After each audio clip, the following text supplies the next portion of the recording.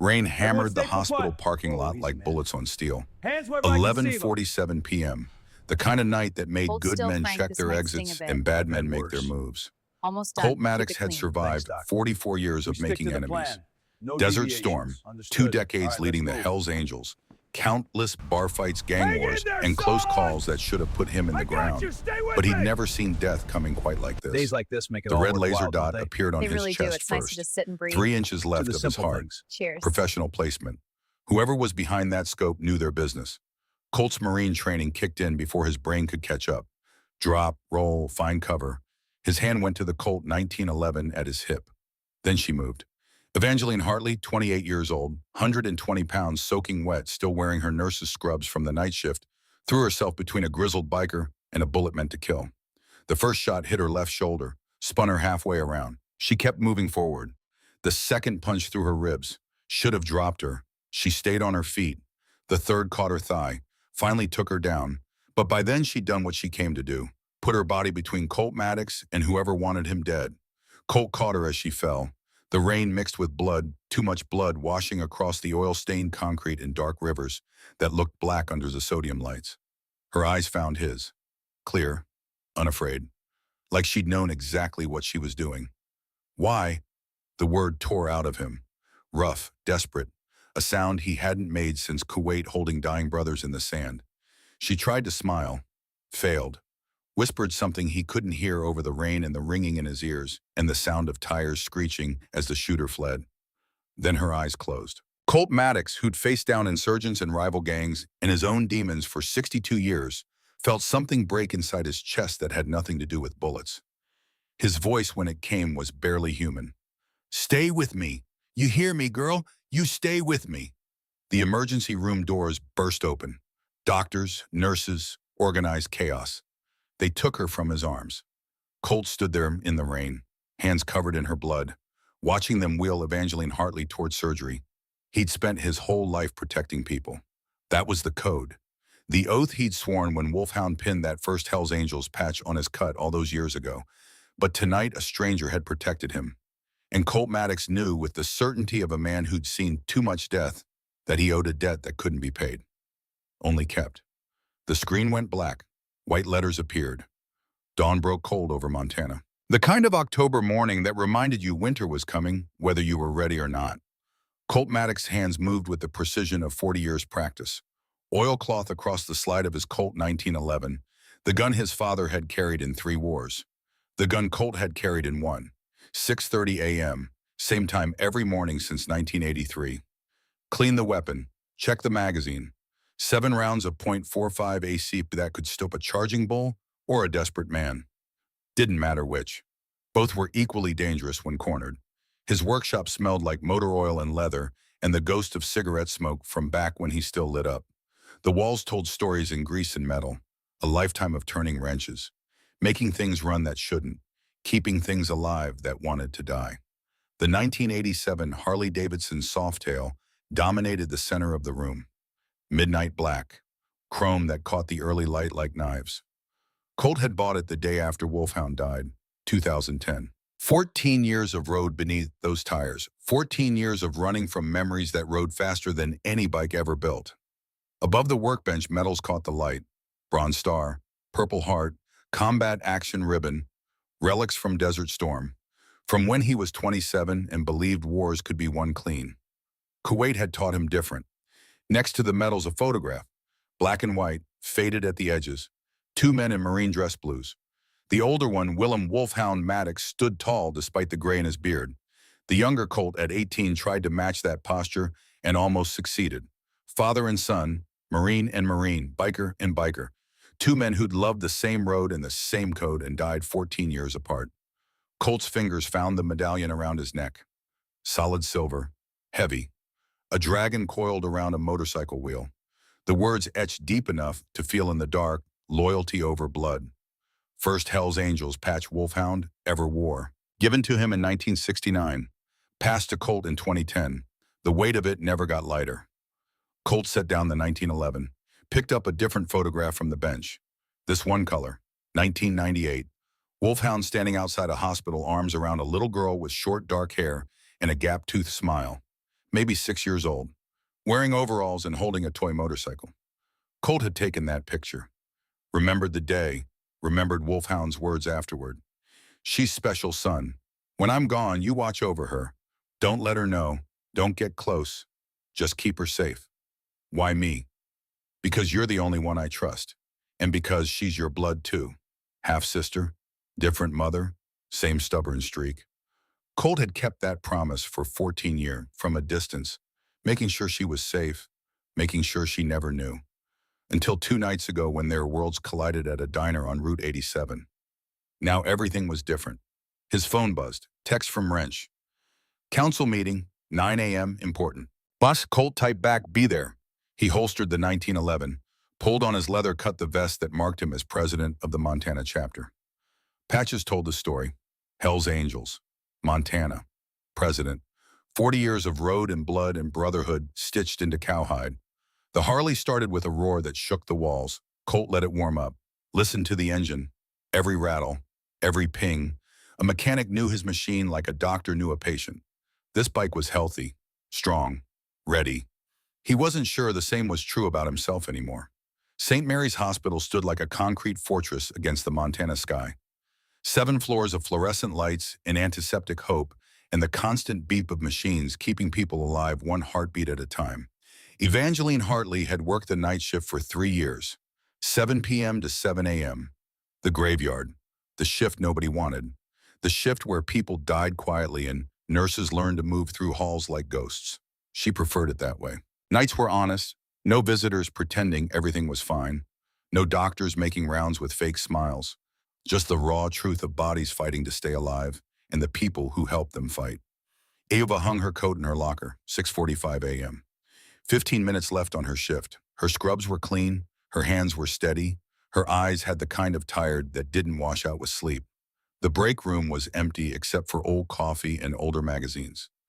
Ava poured herself a cup. Didn't matter that it tasted like burnt rubber. Caffeine was caffeine. Her wrist caught the light. Silver bracelet.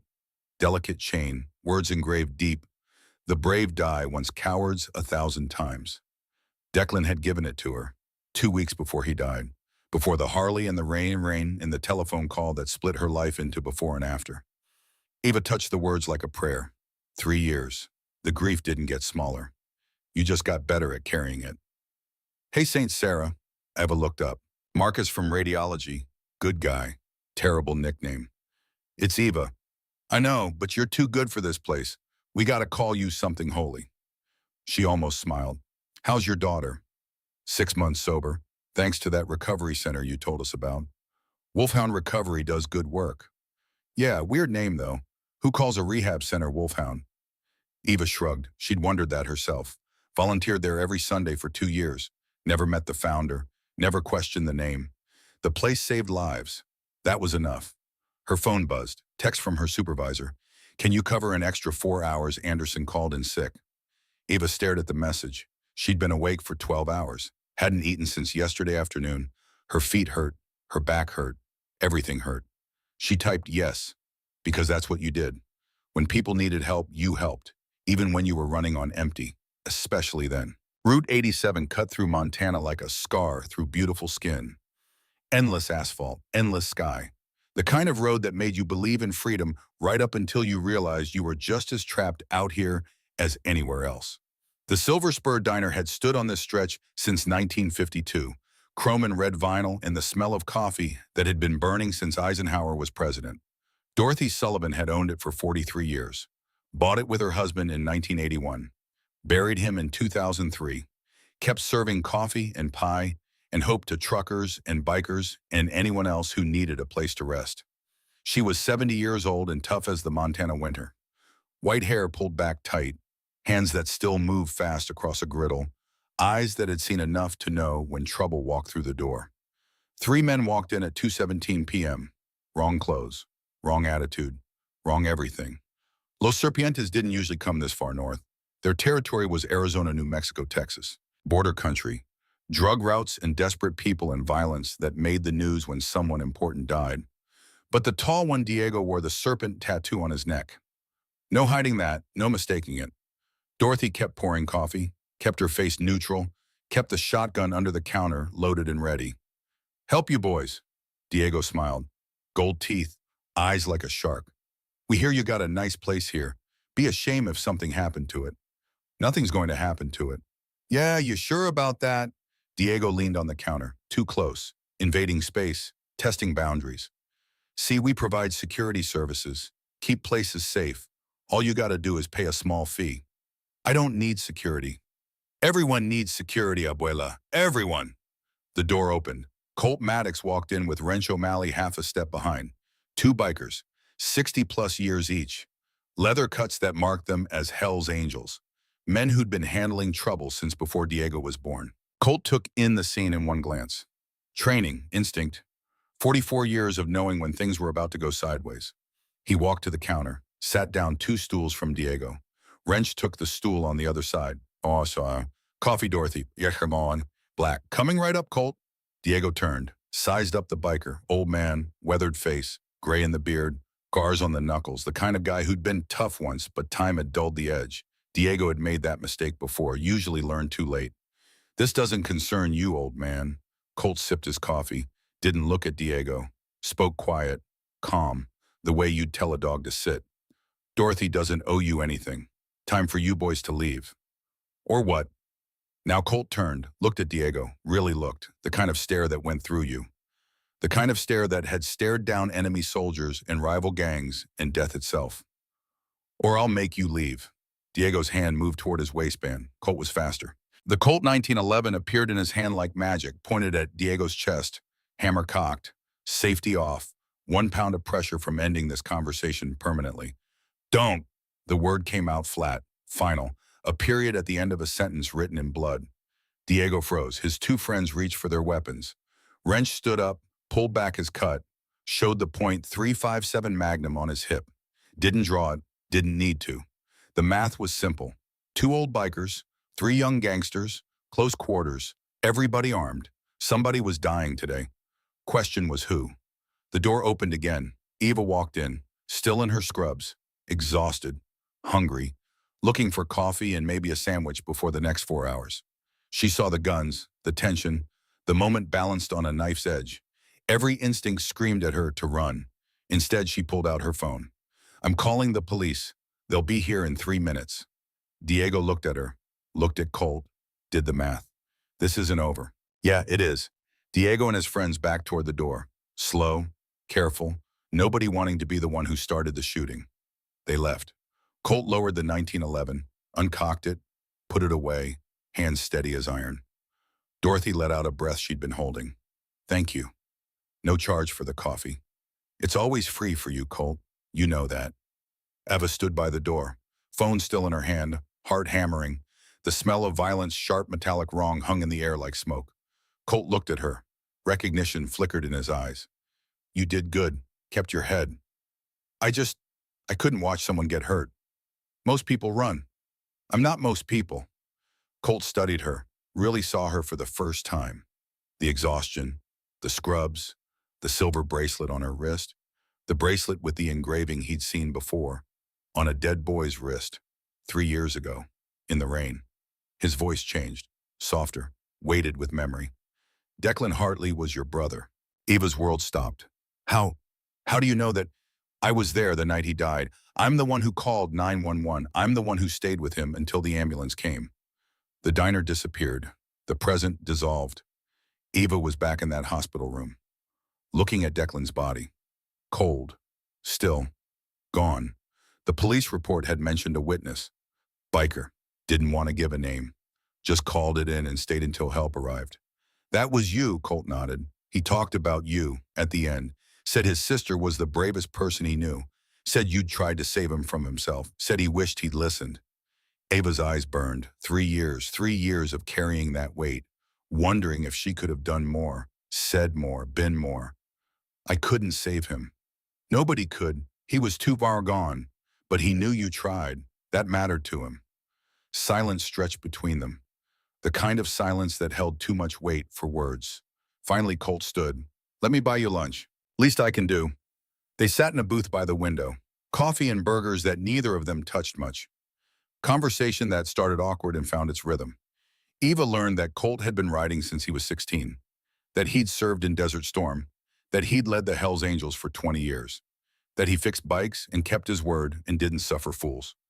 Colt learned that Eva worked nights because that's when people needed her most, that she volunteered at recovery centers, that she'd been trying to save Declan for 5 years before the road took him, that she was tired but wouldn't quit. Why nursing? Colt asked. Because I couldn't save my brother, so I save everyone else. That's a heavy load, says the man who runs toward danger for people he doesn't know. Colt almost smiled. Touché. Ava noticed the handkerchief Colt kept folded in his jacket pocket. White linen, monogrammed. WM. That's beautiful. Family heirloom. Colt's hand went to it. Automatic. Protective.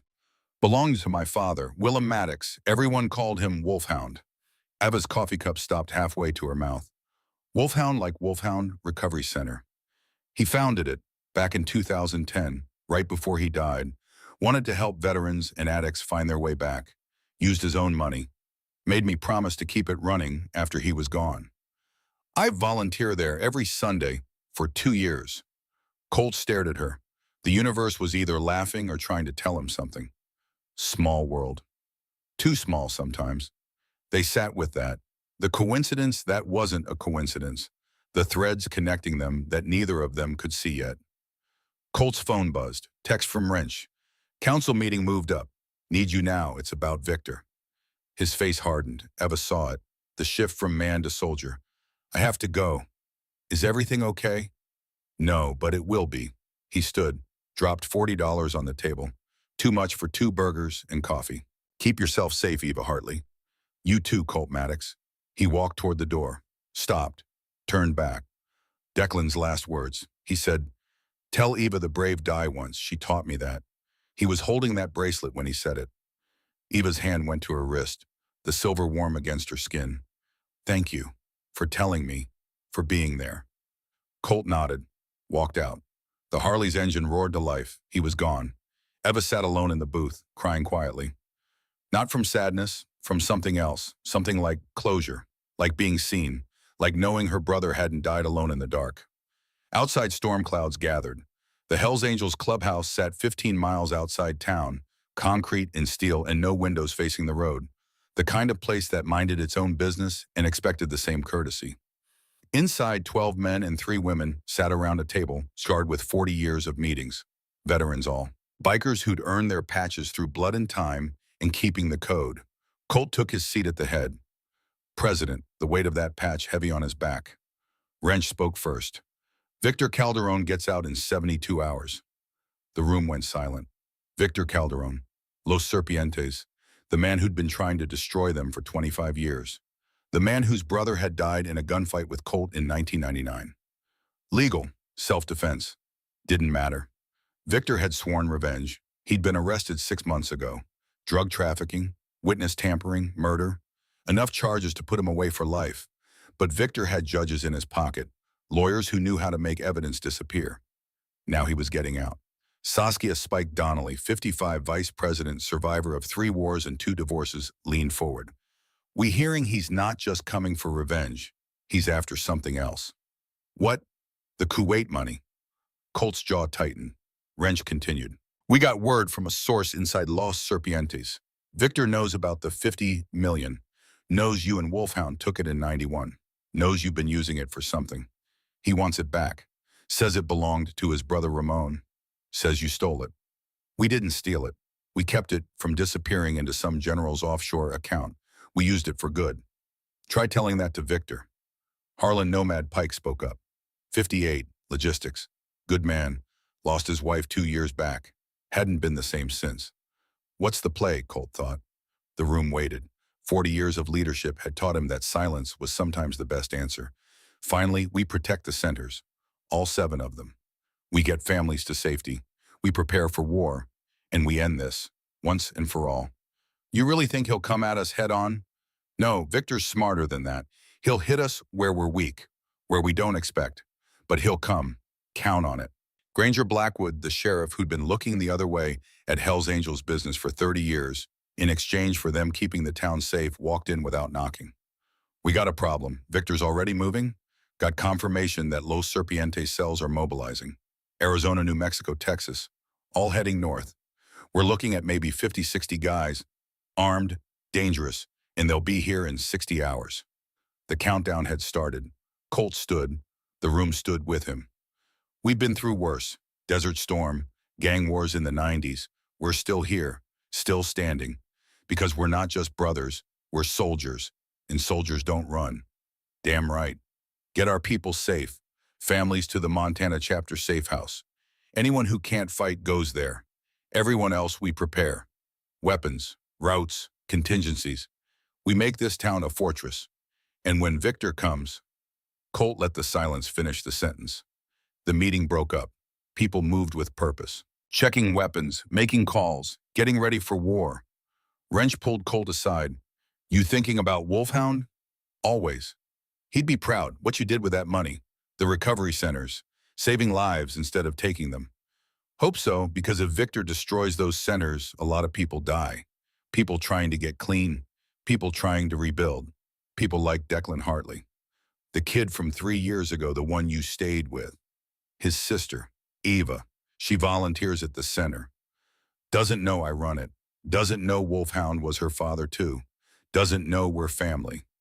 Wrench stared at him. You telling me that nurse is Wolfhound's daughter, your half-sister? Yeah. And she doesn't know. Wolfhound wanted it that way. Different mother, different life. He watched over her from a distance. Made me promise to do the same. Colt, if Victor finds out, he won't. But if he does, he'll use her. You know he will. Colt knew. That's what made the next 72 hours so dangerous. Because Victor Calderon didn't just want revenge. He wanted to destroy everything Colt loved. And now, after that diner, after that conversation, after Eva Hartley walked back into his life, Victor had all the ammunition he needed. Colt's phone buzzed. Unknown number, he answered. Victor's voice came through, smooth, confident, deadly. Hello, Reaper. Long time. Not long enough. I hear you made some new friends today. Pretty young nurse, brave girl, standing up to my guys like that. I respect courage. Colt's blood went cold. You leave her out of this. Out of what? This is just a friendly call. Catching up, letting you know I'll be seeing you soon. 60 hours, Reaper. 60 hours and we settle this. The money, the blood debt, all of it. I'm ready. Are you? Because I've been ready for 25 years, ever since you put a bullet in Ramon. Ever since you stole what was mine. Ever since you and that old man decided to play hero with money that didn't belong to you. That money saved lives. It was mine. The rage came through the phone like heat. Victor composed himself. When he spoke again, the voice was silk over steel. See you soon, Reaper. And that pretty nurse, keep her close. Something tells me she's going to be very important in all this. The line went dead. Colt stood in the parking lot. Storm clouds overhead, thunder in the distance, the smell of rain coming. He thought about Eva, about Declan, about Wolfhound, about all the promises he'd made and all the people counting on him to keep them. 60 hours. The countdown had begun. And somewhere in Montana, Eva Hartley finished her shift and drove home completely unaware that her life had just become a target. The camera pulled back. Storm clouds. Road stretching into darkness. The rumble of thunder mixing with the distant sound of Harley engines. Screen text appeared. Countdown 60 hours until Victor arrives. 48 hours until everything changes. The fire started at 3:17 a.m. Atticus Wrench O'Malley had been working late. 60 years old and still couldn't sleep without exhausting his body first. The custom Harley rebuild for a customer in Billings. Chrome that needed polishing. An engine that sang when most mechanics would have declared it dead. His shop, O'Malley's Custom Cycles, had stood on the corner of 5th and Madison for 38 years. 2,000 square feet of organized chaos. Tools that cost more than most men's cars. Projects in various states of completion. The smell of motor oil and possibility. Wrench was torquing down a cylinder head when he heard the glass break. Too loud to be an accident. Too deliberate to be random. He looked up just as the Molotov cocktail came through the front window. Beautiful arc. Perfect trajectory. The kind of throw that came from practice. The bottle shattered. Gasoline ignited. Fire bloomed like a flower made of rage. Wrench ran for the extinguisher. Got 3 steps before the second bottle came through the side window. Then the third through the back. Professional. Coordinated. Designed to trap him. The fire spread fast. Accelerant on the walls. On the floor, someone had planned this. Someone had wanted him to burn. Wrench made for the front door. The handle was already hot, the frame warping from the heat inside the walls. They'd been working on this for hours, setting it up, making sure. The door wouldn't open. Smoke filled his lungs. Thick, black, the kind that killed you before the flames ever touched skin. Wrench dropped low, crawled toward the back. The heat above him was intense, paint bubbling, metal groaning, the building dying around him. His phone was in his pocket. He pulled it out, fingers clumsy from smoke inhalation, vision blurring. He managed to dial, managed to speak. Colt, shop, fire, can't. Then the smoke took him under. The rescue Colt's phone rang at 3:24 a.m., 7 minutes after the fire started. 7 minutes that felt like 7 hours. He was dressed and on the Harley in 90 seconds. The clubhouse to O'Malley's shop was 12 miles. Colt made it in 8 minutes. Speed limits were suggestions when your brother was dying. The building was fully engulfed when he arrived. Flames shooting through the roof, glass exploding from the heat. The beautiful organized chaos that was Wrench's life turning to ash and memory. Fire trucks were still 3 minutes out. Colt didn't have 3 minutes. He grabbed the jacket from his saddlebag, soaked it in the puddle from yesterday's rain, wrapped it around his head and shoulders. Not enough protection. Not nearly enough. But Wrench was in there. That was all the reason Colt needed. The front door was a wall of fire.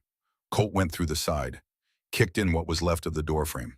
The heat hit him like a physical thing, like walking into a blast furnace. Kuwait had been hot, the desert sun at 120 degrees with full gear and a rifle. That had been uncomfortable. This was hell. Colt dropped to his stomach, crawled. The cooler air near the floor gave him maybe 30 seconds before his lungs cooked. Wrench, no answer. Just the roar of fire consuming everything. Colt's training kicked in. Search pattern, grid the room. Don't miss anything. Don't leave anyone behind. He found Wrench 15 feet from the back door, unconscious. Smoke inhalation, minor burns on his arms. Lucky, impossibly lucky. Colt grabbed him. Dead weight, 200 pounds of unconscious biker. Started dragging. The ceiling groaned, support beam giving way. Colt looked up, saw it coming. Not enough time to dodge. He covered Wrench's body with his own. The beam came down, caught Colt across the shoulders. Not the full weight. Not enough to break him, but enough to hurt. Enough to trap them. Colt pushed, muscles screaming, lungs burning, everything in him demanding that he give up. Lie down, let the smoke take him. But Wrench was counting on him. Wolfhound had taught him, you don't leave brothers behind, ever. Not in war, not in peace, not in fire or flood or the end of the world. Colt pushed harder. The beam shifted, inch by inch, finally rolled off. He grabbed Wrench again, dragged. The back door was 10 feet away. Might as well have been 10 miles. 5 feet, 3 feet. The door exploded outward as firefighters kicked it in from the outside. Hands grabbed Colt, grabbed Wrench, pulled them both into the clean night air. Colt collapsed on the asphalt, coughing, gasping, his jacket smoldering, his hands blistered, his lungs feeling like he'd inhaled razors. But Wrench was breathing. That was enough. The hospital. St. Mary's Hospital at 4:47 a.m. looked different when you were the patient. The fluorescent lights too bright. The antiseptic smell too strong. Everything slightly wrong, slightly off. Colt sat in the ER while a nurse cleaned his burns. 2nd degree on his hands and forearms. Nothing that wouldn't heal. Nothing that would slow him down. The nurse worked efficiently. Professional. Didn't talk much. Colt preferred it that way. Then Eva walked around the corner. She stopped when she saw him, still in her scrubs from the extended shift. Dark circles under her eyes that said she'd been on her feet for 16 hours. But her eyes were clear, focused. She took in his burns, his smoke-blackened face, the way he was breathing shallow to avoid the pain in his ribs. What happened? Building fire. Had to pull someone out. That someone wouldn't happen to be the man in room 4 with smoke inhalation. Might be. Eva grabbed supplies without being asked. Better bandages, better ointment, the good stuff they save for serious cases. She worked on his hands with a gentleness that surprised him. Careful around the worst burns, making sure the bandages weren't too tight. You ran into a burning building. Yes. For your friend. Yes. You could have died. He would have died. Eva looked at him, really looked. trying to understand this man who treated death like an inconvenience, who saved people like it was breathing. Your father, Wolfhound, was he like this too? Colt thought about that, about the man who'd raised him, who taught him to ride and fight and live by a code that most people didn't understand anymore. He taught me that a man protects his family, all of his family, blood or chosen, doesn't matter which. You show up, you do the work, you don't leave people behind. That's a hard way to live. Only way I know. Wrench was wheeled past on a gurney, conscious now, oxygen mask on his face. He saw Colt, raised a hand, weak but alive. Colt nodded back. Eva finished the bandages, sat back, studied her work. You should rest. Those burns need time to heal. Don't have time. Why not? Colt almost told her, almost explained about Victor and Los Serpientes and the 60 hours counting down. Almost warned her that she'd walked into a war zone the moment she stood up in that diner. But Wolfhound had taught him to keep civilians out of club business. Eva was a civilian, even if she was his sister. Just got things to handle. Eva's phone buzzed. She checked it, frowned. I need to get back. But Colt, whoever did this to your friend's shop, they're not done. You know that, right? I know. Be careful. She walked away. Colt watched her go, thought about Declan, about Wolfhound, about all the people he'd failed to protect over the years. He wouldn't fail Eva. Whatever it took, the parallel stories. The screen split into 3 panels, a triptych of violence and memory and plans made in darkness. Panel 1 showed Eva driving home, exhausted, unaware, her apartment building modest, safe. For now, a dark SUV pulled up across the street, 2 men inside, Los Serpientes, watching, waiting. Panel 2 shifted to 1991, Kuwait, desert sand and the aftermath of war. Young Colt, 27, still believing wars had winners, stood in a bombed-out building with Wolfhound. 56 years old, gray in his beard even then. Marine tattoos faded from decades in sun. They'd found the money by accident, following up on intel about weapons caches. Found 50 million in U.S. currency instead, wrapped in plastic, hidden in the walls. Wolfhound had picked up one of the bricks, examined it like it might bite. This is dirty money, son. Weapons deals, drugs, blood. You can smell it. We should turn it in. To who the brass, it'll disappear into some colonel's retirement fund. These people who lost it, they're not getting it back either. They're dead or running. So what do? Wolfhound had looked at his son, the moment heavy between them. We keep it, hide it, and someday when the time is right, we use it to save people. Clean money can't wash itself, but it can be spent on something clean. That's stealing. No, son, that's justice. There's a difference. Panel 3 showed Victor Calderon in a warehouse on the Arizona border.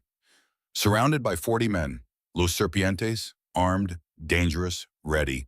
Victor stood at the front, 45 years old, handsome in a way that made people trust him right before he destroyed them. Expensive suit, gold rings, the look of a businessman. But his eyes were a killer's eyes. Gentlemen, 25 years ago, my brother Ramon was murdered by a biker named Colt Maddox. The law called it self-defense. I call it theft, because when Ramon died, $50 million disappeared. Money he'd earned, money he'd planned to use to build this organization into something that couldn't be touched. The men listened, hungry, loyal, waiting for orders. Maddox and his father took that money, hid it, spent it on who knows what. But I've spent 25 years tracking it down, and I found it. You know what he did with it? Built recovery centers, 7 of them, helping drug addicts and veterans and all the people society throws away. Victor's voice dripped with contempt.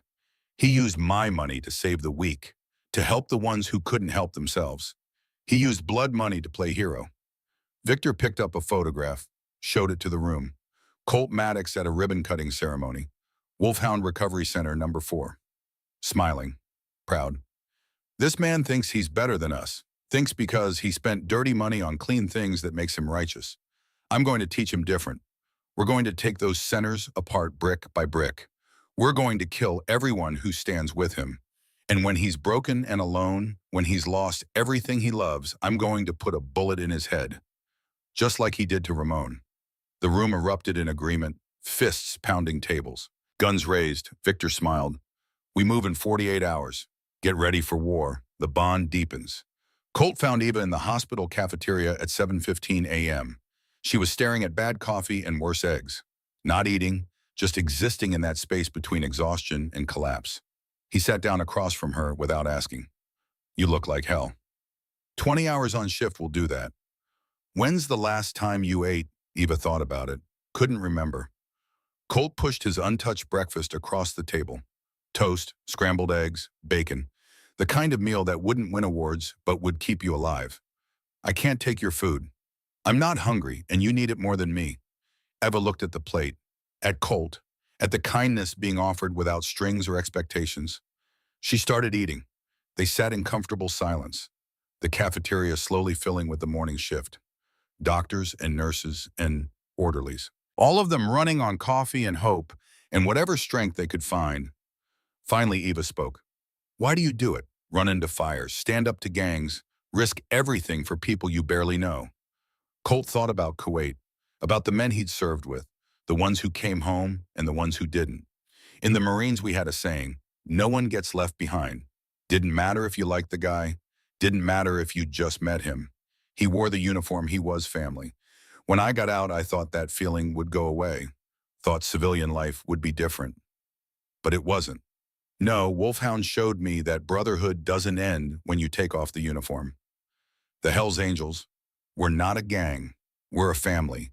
Veterans who couldn't fit back into the world. Men and women who needed something to believe in. We protect each other, we protect this town. That's the code.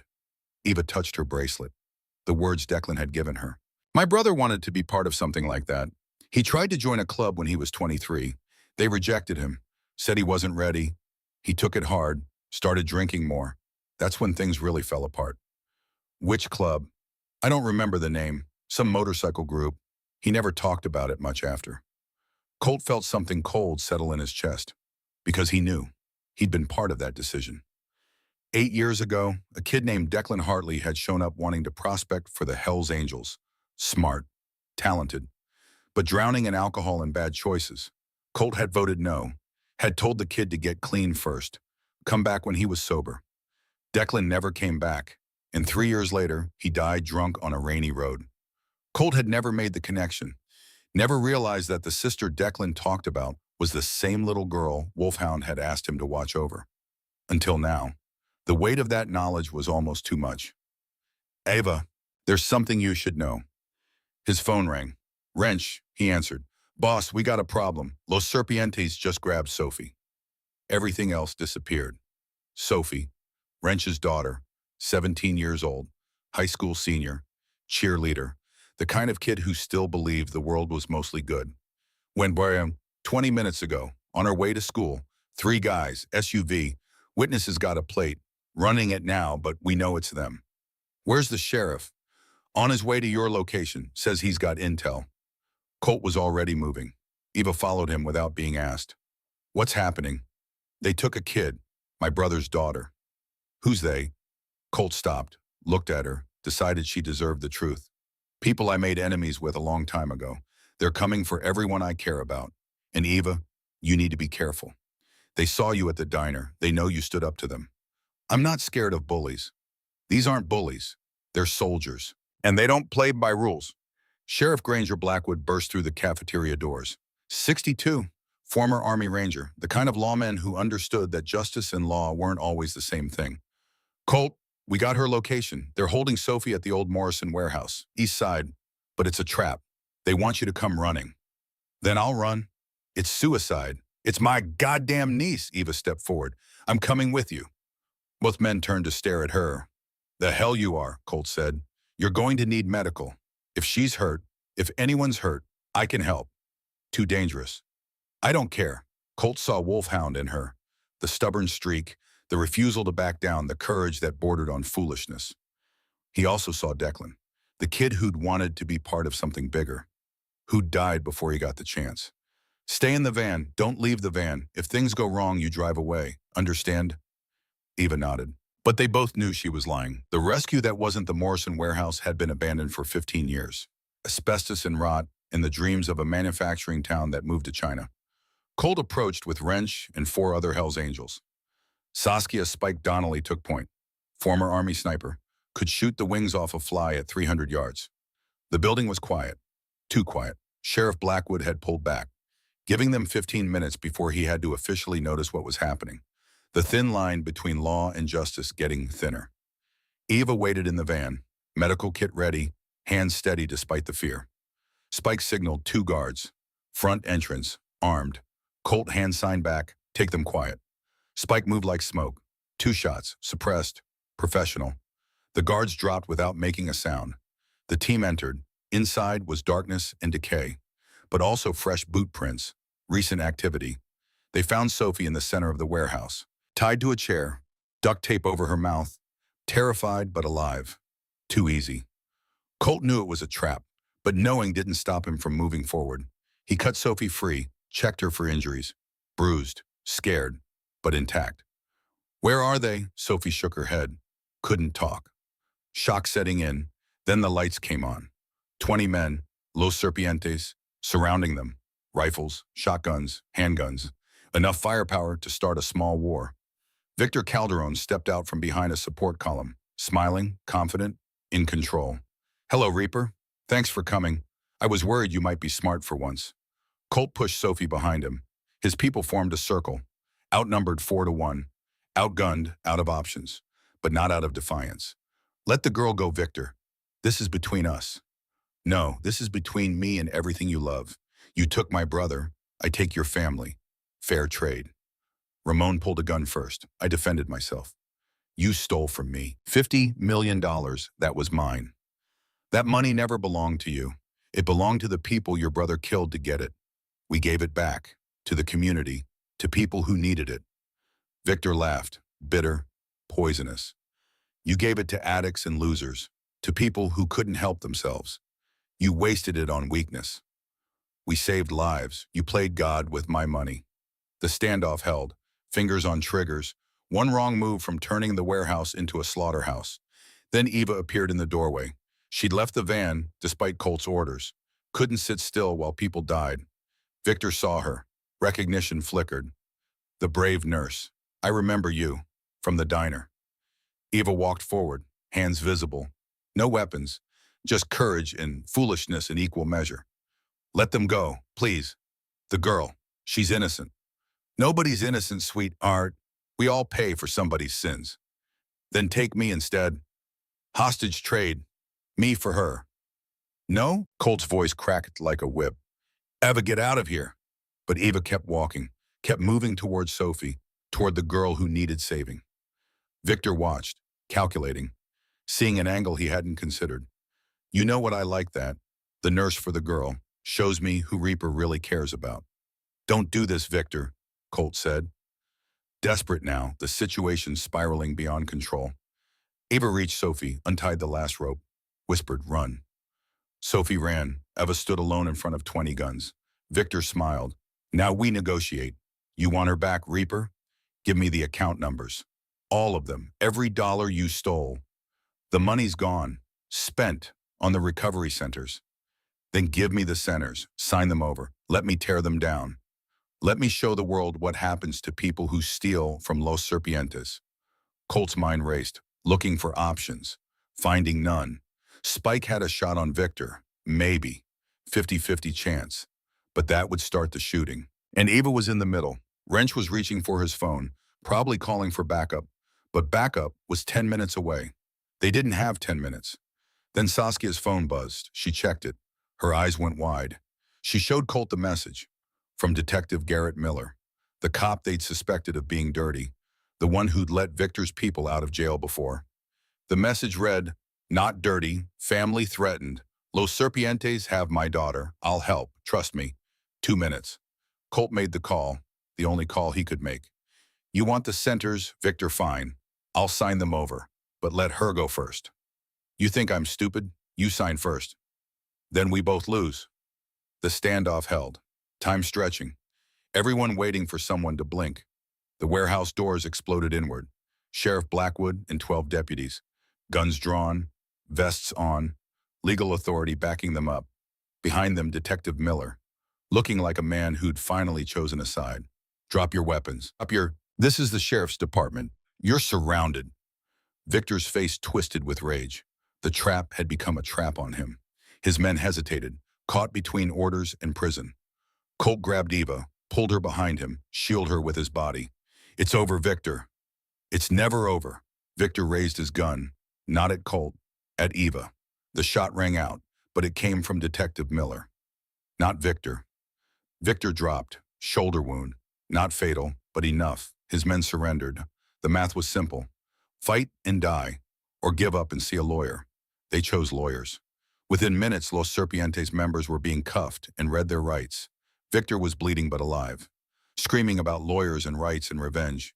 Colt held Eva. She was shaking. Adrenaline crash, the reality of what she'd done hitting her.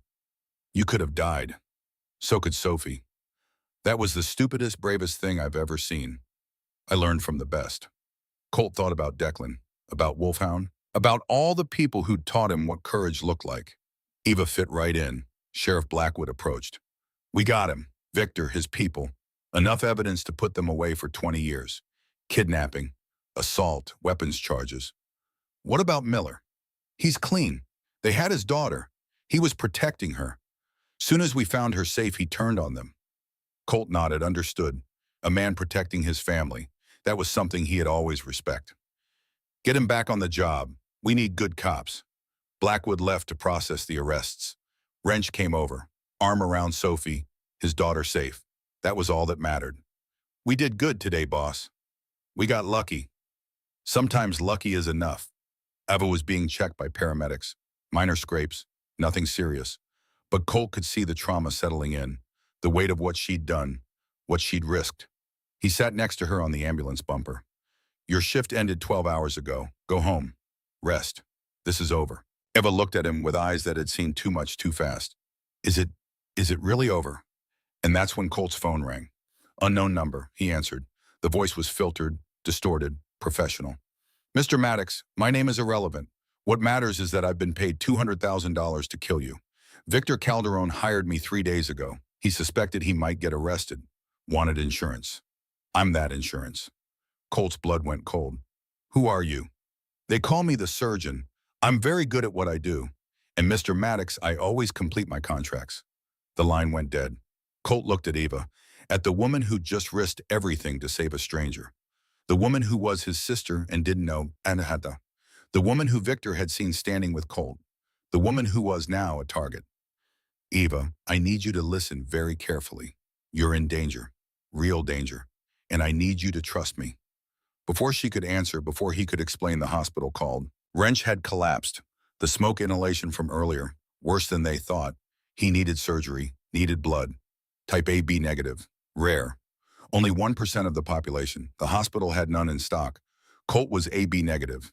He could donate, could save Wrench, but it would leave him weak, vulnerable, unable to fight. And the surgeon was coming. Eva saw his face, saw the calculation. The impossible choice. "What's your blood type?" "A B negative." "So is mine." Of course it was. They were siblings, shared blood even if they didn't share the truth. "I'll donate," Eva said. "You stay strong. Protect everyone. I'll save your friend." Colt wanted to argue, wanted to tell her no, wanted to keep her out of this. But Wrench was dying, and time was running out. He nodded. Eva went with the paramedics, heading back to St. Mary's. To save a man she barely knew because it was the right thing to do. Colt watched her go. Saskia appeared at his shoulder. "The surgeon. I've heard of him. Former Delta Force. Dishonorable discharge. Turned contractor. Never misses. Never leaves witnesses. Then we find him first." How he could be anyone, anywhere. Colt thought about it, about tactics and psychology and how killers thought. He'll go for the easiest target first, the one that'll hurt me most. Sophie's safe. Wrench is at the hospital, protected. Eva, he'll go for Eva. They ran for the bikes. 48 hours had become 48 minutes. And somewhere in Montana, a professional killer was making final preparations. The countdown was ending. The real war was about to begin. The Morrison warehouse crouched in the industrial district like a predator waiting to strike. 15 years of abandonment had turned it into a skeleton of rusted steel and broken glass. The kind of place where bad things happen and nobody asked questions. Colt Maddox brought his Harley to a stop 2 blocks away, killed the engine. Let the silence settle around him like a shroud. 11:47 p.m., exactly the time the surgeon had specified. The rain had started again. Cold, steady, washing the streets clean of everything except blood and regret. Colt checked his weapons one last time. The Colt 1911 felt heavier than usual. 2 backup magazines, a knife strapped to his ankle. The tools of violence he'd carried for 44 years. But tonight he was running on empty. 2 pints of blood donated to save Wrench. 36 hours without sleep. The emotional weight of watching Eva get shot. Watching his sister bleed out in his arms because she'd been brave enough to stand between him and death. The surgeon knew all of this, had planned for it, wanted Colt weak, vulnerable, easy. Fair had never been part of the equation. Colt's phone buzzed. Text from Saskia. Boss, we swept all 7 centers, found Victor's people, 11 total, all detained, no bombs. The whole thing was a distraction. Come back. We'll get Eva together. Colt typed back. Stay on mission. Make sure those centers are clean. I'm ending this. He pocketed the phone, started walking toward the warehouse. Behind him, a Harley engine rumbled to life. Colt spun, hand on his weapon. A figure emerged from the shadows. Smaller bike. Older model. The rider killed the engine, took off his helmet. Harlan Pike, the traitor. The man Colt had expelled from the Hells Angels 6 hours ago. The brother who'd sold them out for $60,000 and the memory of his dead wife. Colt's gun cleared leather, pointed at Harlan's chest. Give me one reason. Harlan raised his hands. Empty. No weapons. Just a 58-year-old man who looked like he'd aged a decade in 6 hours. Because I know where the surgeon is. Because I've been following him since he took Eva. Because I owe you a debt I can never repay. And because I'm already dead cold. Cancer. Stage 4. Found out 2 weeks ago. 6 months at most. The Colt's gun didn't waver. Why didn't you tell us? Same reason I took Victor's money. Pride, stupidity, thinking I could handle it alone. Laura died of cancer. I couldn't face going the same way. Thought if I had money I could fight it, afford the treatments. But you can't buy your way out of death, only delay it. You endangered Sophie, endangered Eva. I know, and I'll carry that to my grave, which is coming soon enough. But right now I can help you save your sister. After that, you can kill me yourself if you want. I won't stop you. Colt studied him, looking for the lie, the angle, the betrayal, found only broken honesty. He lowered the gun. Talk. The surgeon's real name is Marcus Webb, former Delta Force, dishonorable discharge for unauthorized kills in Afghanistan, turned contractor 8 years ago. Never misses, but he's got a tell. What kind of tell? He always scouts the final kill site for exactly 4 hours before the hit, maps every entrance, every exit, every angle. He's there right now. 4th floor northwest corner. He's got Eva in the old foreman's office. Ground floor southeast. 2 stories between them. He'll wait for you to go for her, then shoot you from above. How do you know all this? Because I sold him the building layout 2 days ago, before I knew it was for this, before I knew Eva was the target. Harlan's voice cracked. I didn't know, Colt. I swear to God, I didn't know. Colt wanted to hate him, wanted to put a bullet between his eyes and leave him bleeding in the street. But Wolfhound had taught him, a man who owns his mistakes deserves a chance to fix them. Not forgiveness, just a chance. You're coming with me. You try anything, I'll kill you before the surgeon gets the chance. Fair enough. They moved toward the warehouse. 2 bikers, 2 men with more regrets than years left to carry them. The loading dock door hung open. Invitation or trap? Probably both. Harlan whispered, he'll have motion sensors, cameras. This is his ground, his advantage. Then we take it away from him. Colt pulled out his phone, dialed. Wrench answered on the first ring. Boss, I need you to kill the power to the Morrison warehouse. Whole grid. Can you do it? Give me 3 minutes. You've got 2. Colt and Harlan circled to the south entrance. The one furthest from the surgeon's position. The one that would force him to move if he wanted the shot. Harlan pulled bolt cutters from his saddlebag, cut the chain on the service door. The lock fell away with barely a sound. You came prepared. I came to die making things right. They slipped inside. Darkness wrapped around them like a fist. The warehouse floor stretched out vast and empty. Broken machinery, puddles reflecting nothing. The smell of rust and rot and old oil. Somewhere in this darkness, Eva was waiting. Alive or dead, Colt wouldn't know until he found her. Somewhere above them, a professional killer was settling into position, checking sight lines, calculating windage and elevation for a shot that would end Colt's life. Colt's phone vibrated. Text from Wrench. Power's down. You've got maybe 90 seconds before backup generators kick in. 90 seconds. Not enough time to search a 20,000 square foot warehouse, but enough time to move unseen. Colt activated the night vision monocular he'd grabbed from the clubhouse. Military grade, Desert Storm surplus. The warehouse bloomed into green-tinted clarity. Stay close, don't make a sound. They moved through the darkness like ghosts. Harlan following Colt's lead. Two men who'd ridden together for 20 years. The muscle memory of brotherhood still there despite the broken trust. The foreman's office sat in the southeast corner. Glass walls, metal desk, a chair facing away from the door. Someone was sitting in it. Colt's heart hammered. Please let her be alive, please. He approached the office, gun raised. Harlan covering his 6, 10 feet, 5. Colt reached for the door handle. The lights came on. Backup generators. 60 seconds early. The chair spun around. Eva stared back at him. Alive. Terrified. Duct tape over her mouth. Hands zip-tied to the chair arms. Hospital gown soaked with sweat and fear. But alive. Colt ran to her. Started cutting the zip ties. That's when he saw it. The red dot on Eva's forehead. The surgeon had her in his sights. Had probably had her in his sights since the moment Colt entered the warehouse. The voice came from speakers mounted in the ceiling. Professional, calm. The voice of a man who knew he'd already won. Mr. Maddox, so predictable.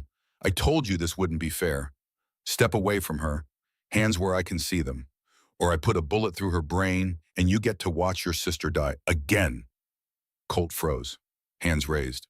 The Colt 1911 useless in his grip. That's good. Now put the gun on the floor, kick it away. Colt did as ordered. The 1911 skittered across the concrete. 20 years of carrying that weapon. 20 years of it saving his life. Gone. You too, Pike. I know you're there.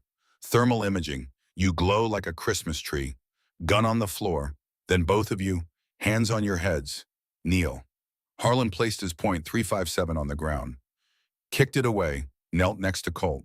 Two bikers, on their knees, waiting to die. The surgeon emerged from the shadows of the fourth-floor catwalk, rifle with scope, suppressor, tactical gear head to toe, face covered, only his eyes visible behind the balaclava. Professional, efficient, already counting the $200,000 Victor had paid him.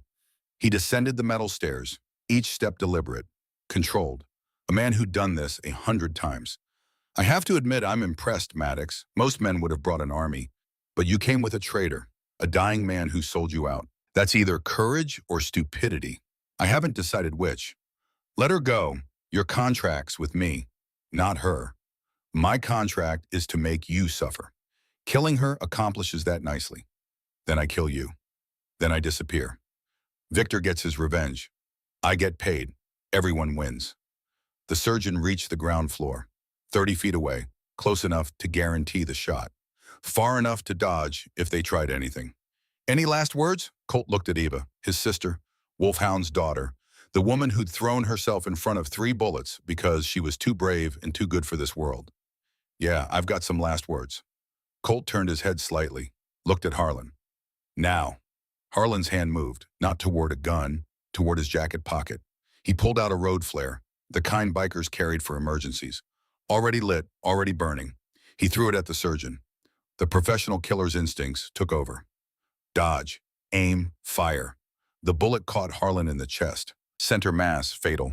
But the flare was already in the air, already arcing toward the pool of motor oil Harlan had poured on the floor 2 hours ago. While following the surgeon, while planning his redemption, the oil ignited. Flames erupted between the surgeon and his targets. A wall of fire that ruined sightlines, ruined the shot, ruined everything. Colt moved, grabbed his 1911, turned, fired, 3 shots, through the flames, at where the surgeon had been standing. A grunt, the sound of a body hitting concrete, but not the sound of death. The surgeon rolled, came up firing. Rifle rounds punched through the foreman's office glass. Eva screamed behind the tape.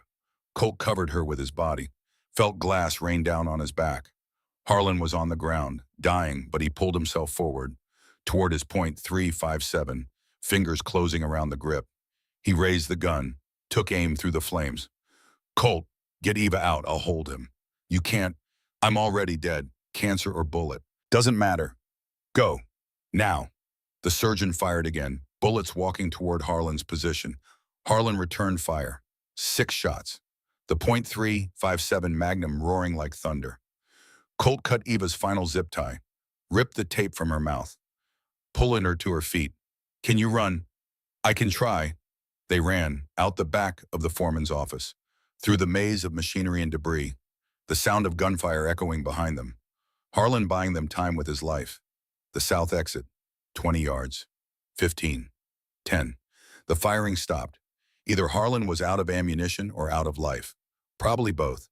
Colt and Eva burst through the door, into the rain, into the night. Behind them, footsteps. Running, professional, relentless.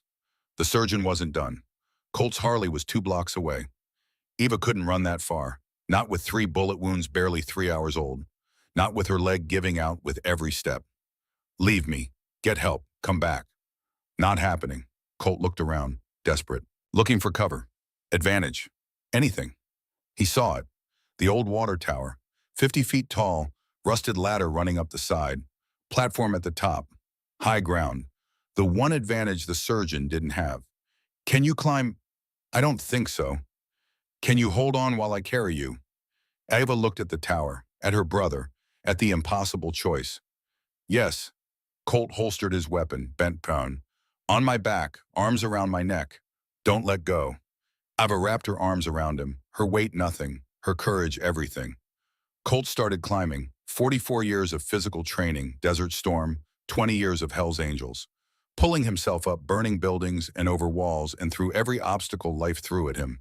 But he'd never climbed 50 feet with 2 pints less blood and his sister on his back and a professional killer hunting them. 20 feet up. His arms screamed, his hands cramped, the burns from the wrench rescue tearing open under the bandages. 30 feet. Eva's grip slipped. Colt felt her sliding. Reached back. Caught her. Kept climbing. 40 feet. Almost there. Almost safe. The surgeon emerged from the warehouse. Looked up. Saw them. Raised the rifle. Colt pushed harder. Hauled them both over the platform railing. Collapsed, gasping. Done.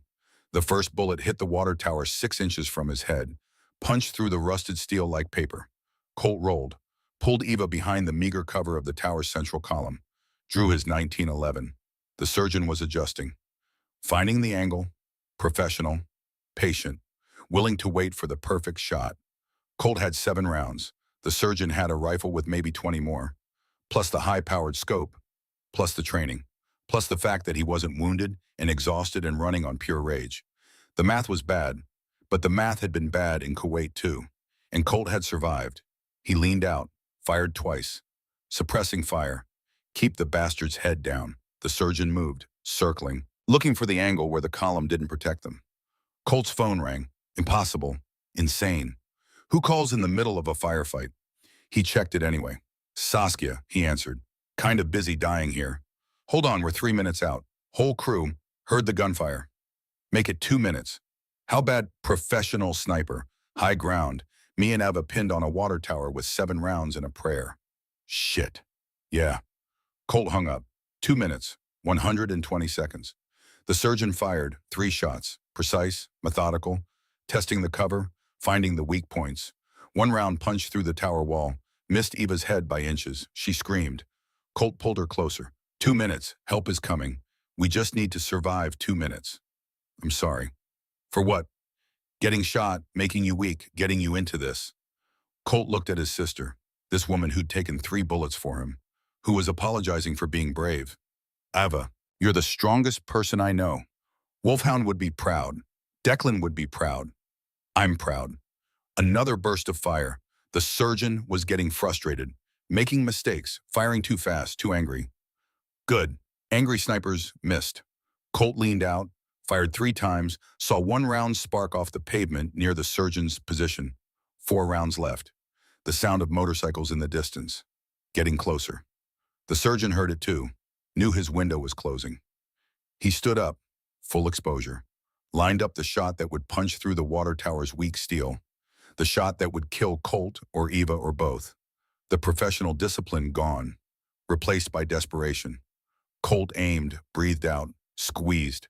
The Colt 1911 bucked in his hand. The surgeon jerked, stumbled, but didn't fall. Body armor. The round had hit center mass, would have killed a normal man, just knocked the wind out of this one. The surgeon raised his rifle again. A Harley roared around the corner. Saskia, doing 60, directly at the surgeon's position. The sniper turned, fired, hit the bike's front tire. Saskia went down, slid 20 feet in a shower of sparks, but it was enough distraction. Colt stood, full height, aimed at the one place body armor didn't protect. The head. He fired his last 3 rounds. The first missed. The second caught the surgeon in the shoulder, spun him. The third hit him in the neck. The surgeon dropped, rifle clattering to the pavement, hands going to his throat, trying to stop the bleeding that couldn't be stopped. Colt watched him die, felt nothing, no satisfaction, no relief, just exhaustion. More Harleys arrived.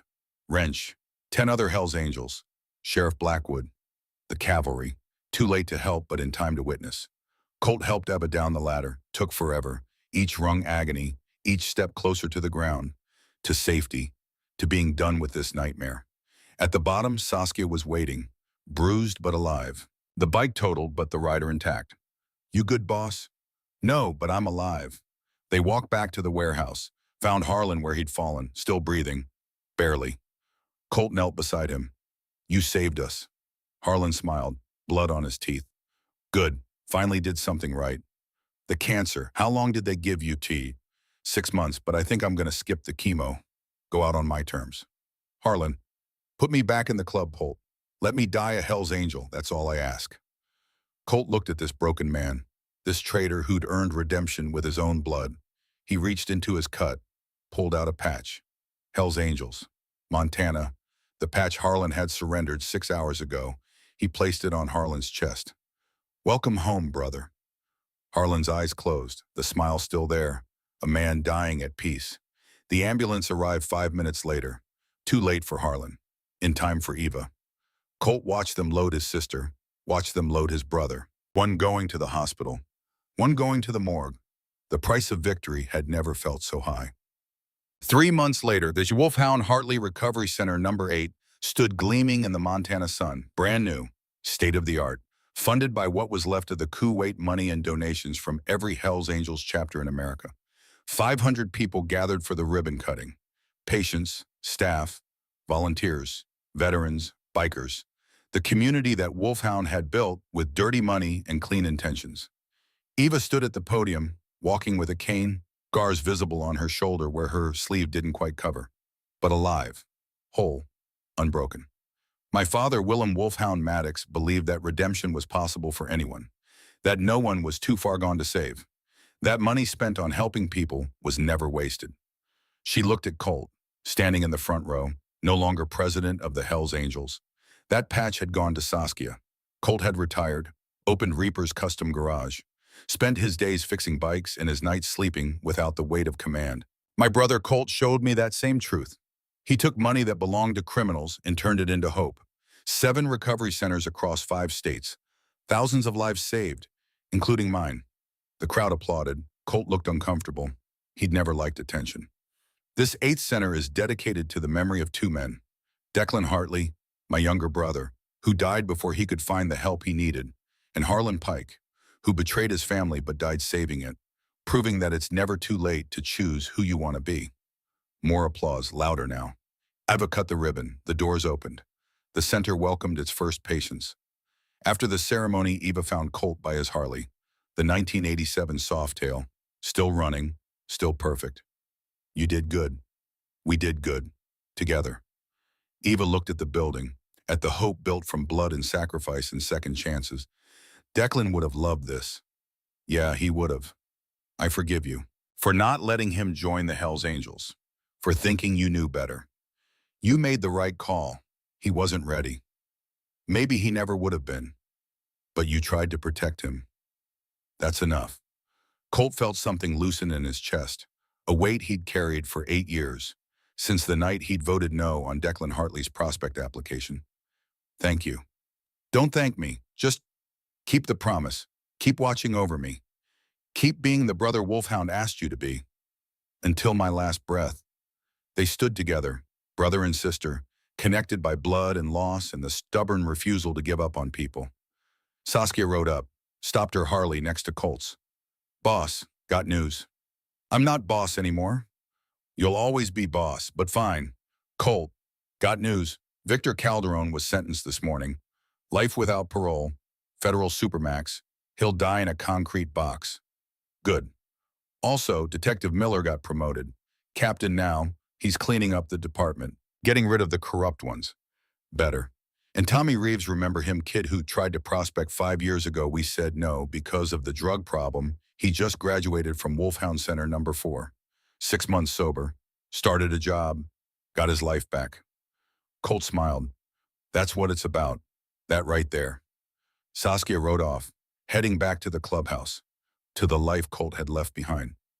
Eva touched her bracelet, the silver warm in the sun. The brave die once cowards 1,000 times. Declan gave you that. Yeah, but I think Wolfhound gave it to him first. He told Declan to give it to me when I was old enough to understand what it meant. Do you understand? I do now. It means you don't get to choose when death comes, but you get to choose how you meet it. Declan chose to run, I chose to stand, and that made all the difference. The annual memorial ride started at dawn. 150 Harleys, Hell's Angels from 6 states, veterans, survivors, family. Colt led the pack on his '87 Softail. Next to him, Eva rode Declan's bike, the Harley that Colt had rebuilt from the wreckage, made whole again, made beautiful. They rode through Montana, past the Silver Spur Diner where this had all started, past O'Malley's custom cycles rebuilt and thriving under Wrench's daughter Sophie, past the Morrison warehouse now demolished and turned into a community garden. They rode to the cemetery, 3 headstones, side by side. Willem Wolfhound Maddox, 1938 to 2010, father, Marine, brother. Declan Hartley, 1998 to 2021, son, brother, still learning. Harlan Pike, 1966 to 2024, betrayer, redeemer, Hell's Angel. Colt and Eva placed flowers, stood in silence, the 150 bikers behind them. Engines off, heads bowed. Colt pulled the medallion from around his neck, the dragon and wheel. Loyalty over blood, Wolfhound's first patch. He placed it on Wolfhound's grave. Eva pulled an identical medallion from her pocket. The one Wolfhound had left for her, the one she'd only discovered after learning the truth. She placed it next to Colt's. The 2 medallions fit together, made one complete image. Dragon and wheel, brother and sister, past and future. He knew, Eva said. Wolfhound, he knew we'd find each other, knew we'd need each other, planned it all along. He was a manipulative old bastard. Yeah, but he was our manipulative old bastard. They walked back to their bikes, the memorial riders mounting up, preparing for the long ride back. But Colt stopped, looked at Eva. I've got something for you. He reached into his saddlebag, pulled out a leather vest. Hell's Angels cut, but not a member's cut. Honorary patch, like Wolfhound had worn in the early days, before the club got official, before the politics. Your family, blood family, club family. Wolfhound would want you to have this. Eva took the vest, felt the weight, the responsibility, the honor. She put it on. The patches told a story. Hell's Angels, Montana, honorary, Wolfhound's daughter, and one more. New, just added. The brave die once. Thank you. Thank Wolfhound. He set all this in motion. We're just following the path he laid. They mounted their Harleys, started the engines, the rumble of 150 bikes shaking the ground. Colt looked at his sister, his family, his future. You ready for what? The rest of our lives. Eva smiled. Lead the way, brother. They rode, 2 Harleys side by side, leading the pack, the sun rising behind them, the road stretching ahead. Behind them, 3 graves in the Montana earth, 3 men who'd taught them about courage and redemption and the price of living by a code. Ahead, 8 recovery centers full of people fighting for second chances. Thousands of lives saved, thousands more waiting to be saved.